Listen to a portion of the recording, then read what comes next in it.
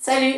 Je reviens aujourd'hui avec une nouvelle vidéo qui va être aujourd'hui une vidéo où je vais vous présenter mes séries du moment. Si vous me suivez déjà depuis un petit moment, vous savez que je suis une fan de séries. Je préfère largement les séries par rapport aux films. Les séries, ça dure plus longtemps, tu restes plus longtemps avec les caractères, avec les protagonistes et tu t'attaches tout simplement à eux et tu grandis avec eux. Alors qu'un film, ça dure quoi? Ça dure 2 heures, il y a peut-être parfois 3 films, que je n'ai pas le temps en fait de m'attacher assez aux protagonistes, aux personnages. Je préfère largement les séries par rapport aux films, je sais pas, je suis comme ça. Et j'ai déjà fait une vidéo dans ce style-là où je vous ai présenté mes séries du moment. C'était il y a 2 ans il me semble, un truc comme ça. C'était pendant mon année de terminale, en tout cas je vais vous mettre la petite vidéo dans le i en haut quelque part. En tout cas si vous aussi vous êtes des fans de séries, que vous êtes en manque de séries en ce moment, bah je vous invite tout simplement à regarder cette vidéo. Mais j'espère vous faire quand même découvrir 2-3 séries que vous ne connaissiez pas avant et j'espère vous les faire découvrir, que vous allez également les aimer autant que je les ai adorés moi. La première série avec laquelle je souhaite commencer, c'est la série Westworld, qui a été réalisée par la production HBO. Quand la production de Game of Thrones réalise quelque chose, ça envoie vraiment beaucoup. C'est une série en fait qui se passe dans le futur, comme beaucoup de séries, beaucoup de films et beaucoup de livres en ce moment, où le monde a réussi à parvenir à un monde idéal. Donc tout se passe bien, il n'y a plus de méchants, il n'y a que des gentils, il n'y a plus de guerre, il n'y a plus rien, plus de violence, rien. On a inventé un parc d'attractions pour les adultes dans le style western. Les personnages qu'il y a dans ce parc d'attractions, ce sont tous des robots. Tous les humains qui arrivent dans ce parc d'attractions, bah forcément ils s'éclatent, il n'y a pas de règles, il y a vraiment 0 règles, ils font tout ce qu'ils veulent. Ils peuvent tuer, violer, sans avoir de conséquences derrière. Parce que on se dit, c'est des simples robots, ils ne ressentent rien, et de toute façon, leur mémoire sera effacée juste après. Au fur et à mesure, bah, ça va quand même un petit peu changer. Et comment ça va changer et pourquoi, je vous laisse découvrir dans la série. Il y a pour le moment juste une seule saison avec 10 épisodes, donc vraiment dans le même style que Game of Thrones. Ça envoie vraiment du lourd, tu vois que c'est la production de Game of Thrones qui a fait tout ça, parce que vraiment juste au niveau de la qualité, les robots, c'est vraiment juste tellement bien fait. Et puis l'histoire elle est tellement intrigante, mais c'est un truc de ouf. Les 10 épisodes je les ai regardés en 1 jour et demi, même pas. C'était vraiment très intrigant, tu voulais tout simplement savoir la suite. Et la fin bah vraiment un peu laissé bouche bée et j'attends de voir la suite qui sera pour 2018 il me semble. Mais je suis pas sûre, mais en tout cas dans très longtemps. En tout cas c'est vraiment une série que je peux juste vous mettre à cœur si vous êtes fan de Game of Thrones, même si c'est pas du tout dans le même style. C'est vraiment une série juste type au top que je peux juste vous mettre à cœur. La deuxième série que j'ai découvert en fait grâce à la publicité de YouTube, pour une fois que la publicité de YouTube sert à quelque chose, c'est la série The OA. Ça a une signification particulière que vous allez découvrir au fur et à mesure de la série, que je vais pas vous révéler maintenant parce que bon, bah, ça serait vraiment du spoil. Mais c'est vrai que le nom, bah, il est un petit peu chelou quand même. Mais c'est une série vraiment juste extraordinaire. Je l'ai conseillé à mes meilleurs amis et mes meilleurs amis qui l'ont également regardé m'ont tout simplement dit qu'ils ont juste adoré et qu'ils ont trouvé l'histoire juste tellement intrigante, tellement originale. Ça parle d'une jeune femme qui a été portée disparue pendant très longtemps. Mais quand elle a été portée disparue, elle était aveugle. Ses parents l'ont retrouvée grâce à une vidéo qui a été postée sur YouTube où on la voit se jeter d'un pont. Où, les parents qui ont reconnu leur enfant courent vite à l'hôpital. Elle ne les reconnaît pas au premier abord, tout simplement parce que elle les a jamais vus. Et ils comprennent très vite que en fait, elle a retrouvé sa vue. Ils se demandent qu'est-ce qui s'est passé pendant le temps où elle a été portée disparue. Et je peux pas vous en dire plus parce que c'est vraiment une série où si vous voulez savoir ce qui se passe réellement, si vous voulez savoir ce qui s'est passé pendant le temps où elle a été portée disparue, il faut tout simplement la regarder. Et c'est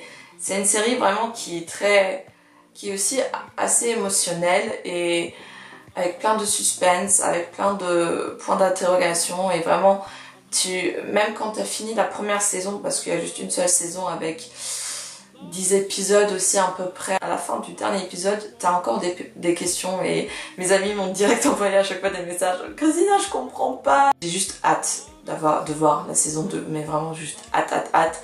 C'est aussi prévu pour 2018, début 2018 il me semble, donc c'est vrai qu'il faut attendre quand même un petit peu.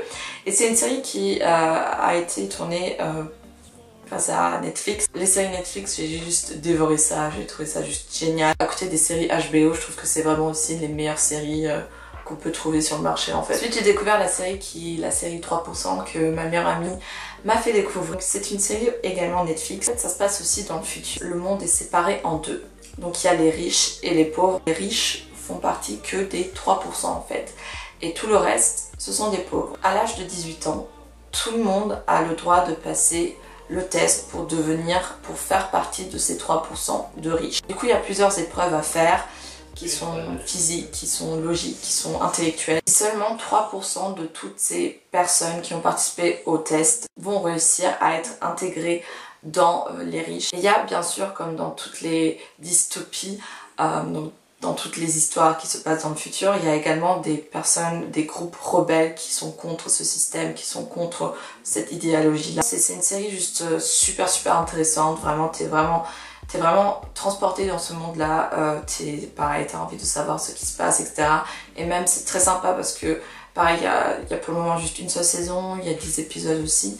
Et du coup tu vois à chaque fois, chaque épisode correspond en fait à une étape du test. Et c'est vraiment super intéressant de voir comment ils s'en sortent, qui s'en sort, etc. Les acteurs, ce sont des Brésiliens, donc ils parlent à la base en portugais. Donc c'est vrai que tu vois que quand tu la regardes en anglais avec des sous-titres, tu vois que ils parlent pas en anglais.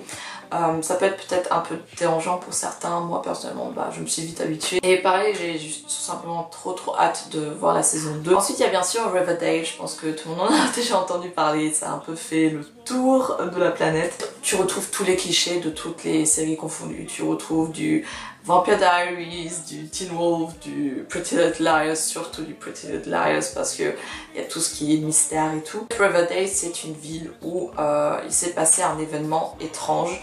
La disparition du meilleur joueur de rugby du lycée a été portée disparue. Du coup, pendant la série, on va découvrir ce qui s'est passé et qui lui a fait du mal. J'aime beaucoup l'atmosphère en fait qu'il y a dans cette série. J'aime beaucoup comment les producteurs ont joué avec les couleurs. Le mélange de ces couleurs vraiment très vifs, c'est vraiment juste super joli à regarder.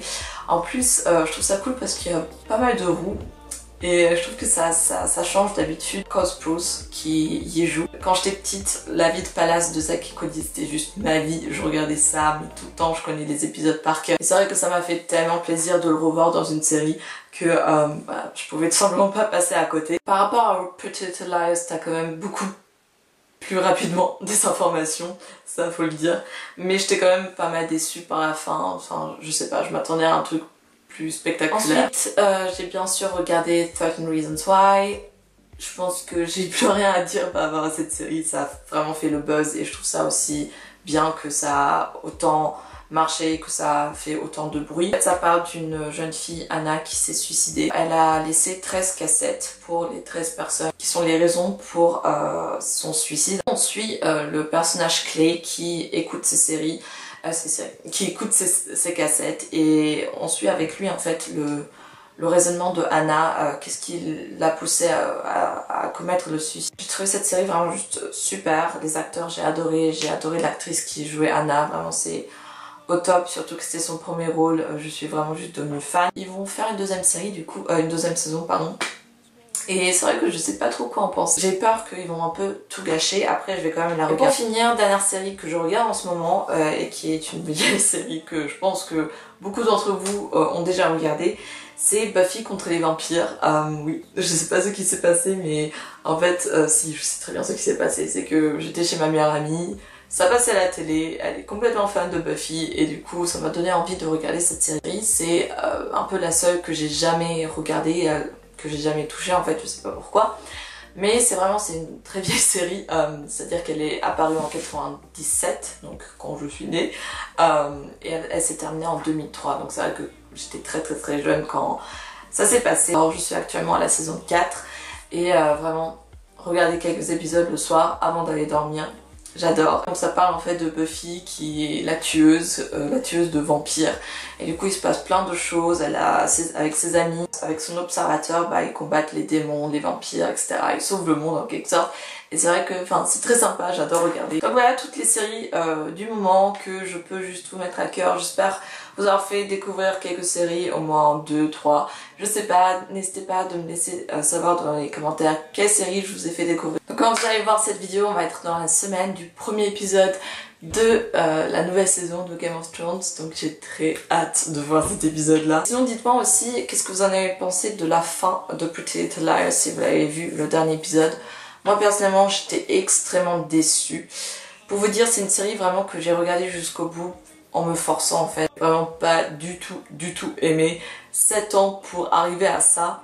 C'est juste pas possible. J'ai même pas pleuré en fait pour cet épisode là, alors que pour Vampire Diaries, pour le dernier épisode, j'ai tellement pleuré, mais c'est juste horrible.